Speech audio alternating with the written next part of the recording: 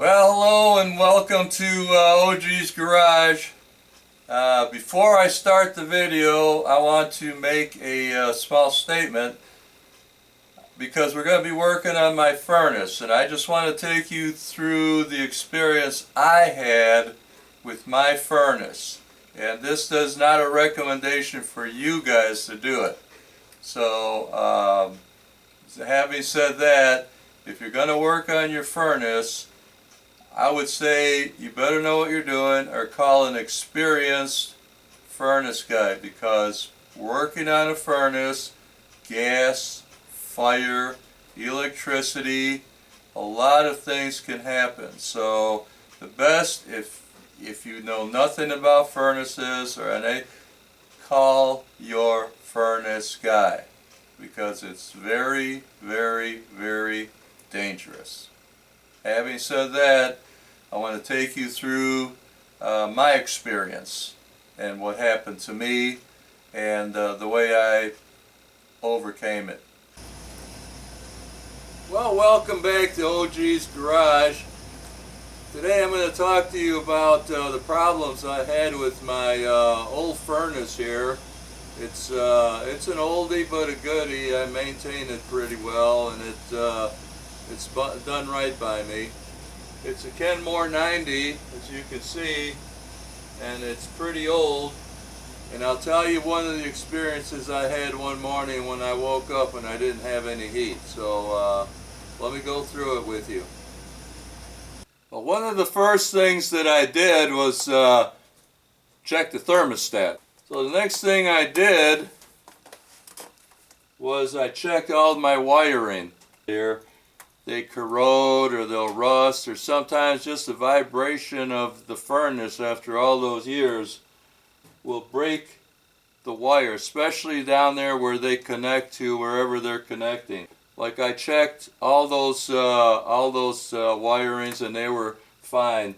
The next thing I checked was the little safety pods or buds, if you want to call them, and make sure that they were fine.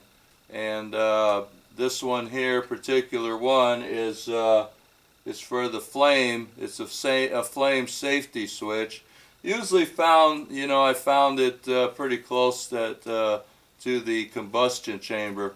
The other one is down here on this particular one. It's another safety switch. Another safety switch. What I did was check that. And the next problem I thought that it might be was the gas valve. Usually that's a problem. I checked all the connections to it, and I knew it wasn't the gas valve. I changed it not too long ago. The next culprit, I followed the wiring down to now what it'll look like in my particular case was this little box that's sitting right down there on the shelf. It's the Intermittent Pilot, and it controls the pilot, the on and off, and it also controls the combustion flame. And if that pilot isn't going on, the combustion will not ignite. What I did on this particular on my particular problem, I took this box off. I disconnected all the wirings and I took the box off. The reason I did that, and I'll explain to you, when I was jiggling the where it was connected to a certain terminal here, it would go on. The furnace would go on. And as soon as I released it, it would go off. I jiggled it, and the furnace went on, and when I stopped jiggling it, the furnace died. So I kind of narrowed it down, and I did that to all these connecting where these wires were connected to the terminals, and I checked each one. And the one that seemed to be the problem for me was this end one. It was the black wire in my particular case that I would just hold it and it would stay on. So what I did is I took the box off, and it's held together by 4 rivets, one on each corner. It's kind of like a seal.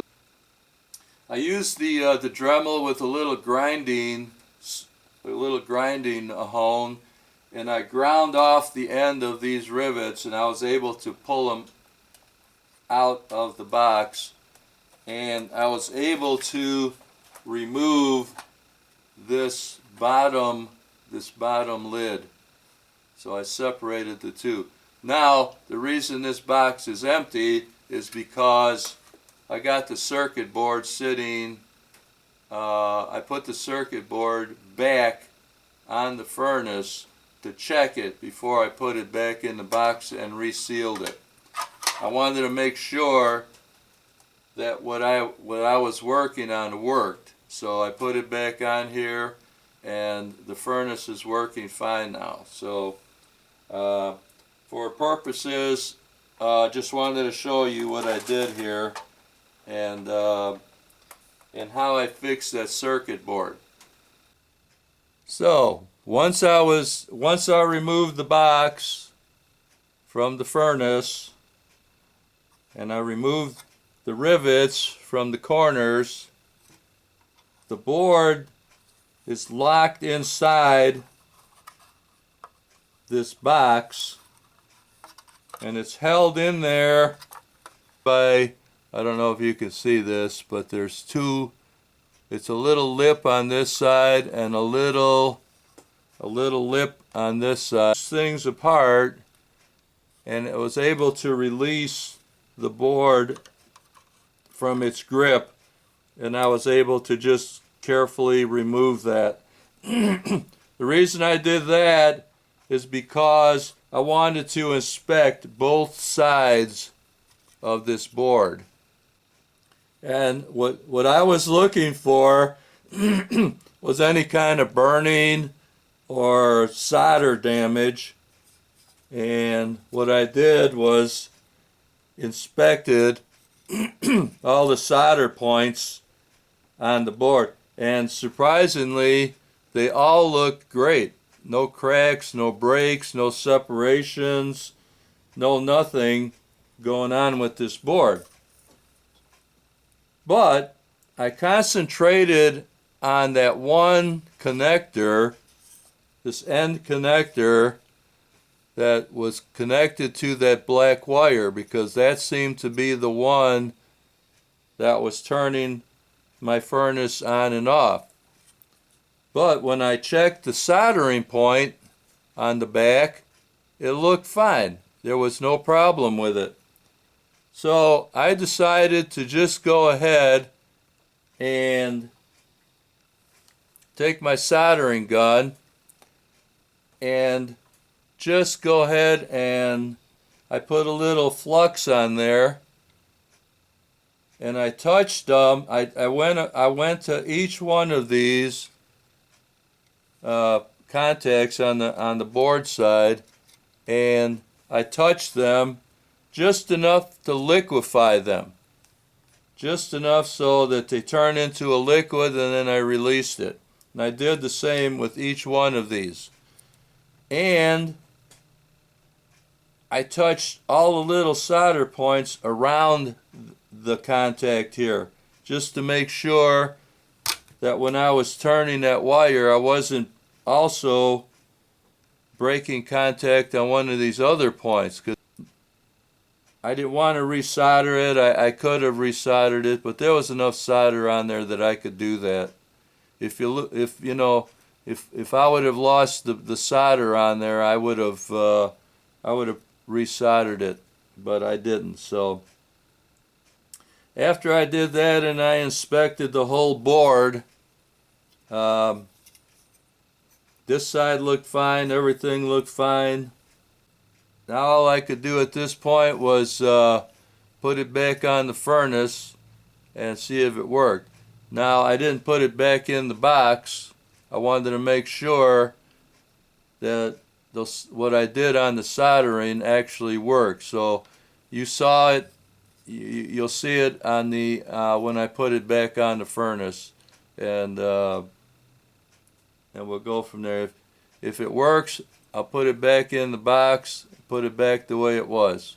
If it doesn't, I'm gonna have to find a new box. I've already looked them up. They're running anywhere from $60 on up for a new one. I put the circuit board back on the furnace to check it before I put it back in the box and resealed it. I wanted to make sure that what I was working on worked. So I put it back on here, and the furnace is working fine now. Okay, so I'm back.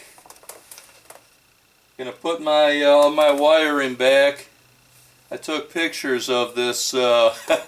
Always take a lot of pictures or draw. You know, if you ever got a project like this going on, always make sure that you copy things down. You know, write them down so that you know.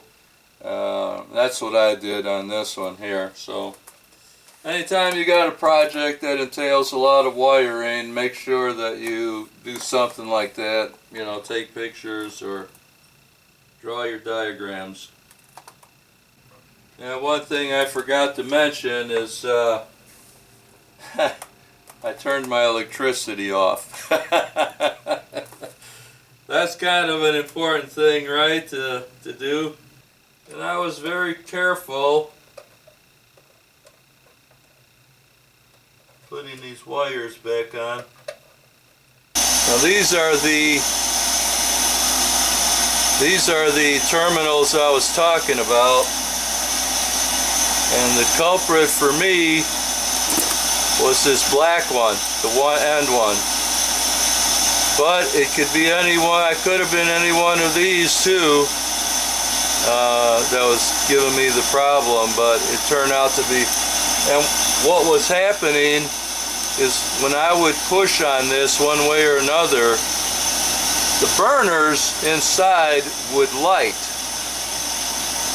But as soon as I released the pressure on that, the burners would die. The pilot would stay on. Well, I hope you enjoyed the little video of my dilemma. Well, you know, it just happens to be like the worst, one of the worst days of the year, in the middle of winter, early in the morning. You know, I think I'm pretty sure it was like Christmas Eve or one of those times, or New Year's Eve, one, I can't remember when, but probably Christmas Eve. And anyway, I hope you enjoyed the journey and had a laugh or two at my expense. But another thing, when I put that box together, I just used a nut and a bolt, you know, and it's been a good week or so, a little longer, and it's still working good. So I'm talking too much, and I hope you enjoyed the trip with me, and well, I'll look for you to come back and have another laugh at my expense.